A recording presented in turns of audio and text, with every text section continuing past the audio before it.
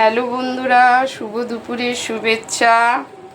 আজকে আমার মায়ের রান্নাঘরে কি কি রান্না হয়েছে তোমাদের একটু দেখাই। চলো বন্ধুরা, আমি খালি ভাতটা বেড়েছি, আমলকি আর পেঁপে, আর এখনও কড়াইতে লোটে মাছ রান্না হচ্ছে। দেখো, ঝুড়ি ভাজা হবে এই লোটে মাছটা। তারপরে আছে কচুর শাক, ছোলা দিয়ে, নারকেল দিয়ে, পটল ভাজা, ভেন্ডি ভাজা, ইলিশ মাছ মা বেড়ে রেখেছে বাটিতে বাটিতে। আর এটাও ইলিশ মাছ, সাথে আবার একটা চিংড়ি মাছও দেখতে পাচ্ছি।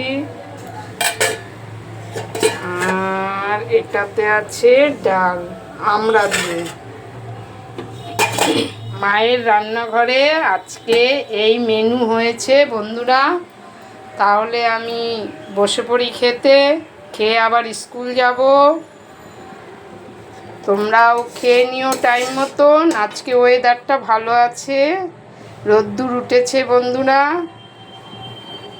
চলো টাটা।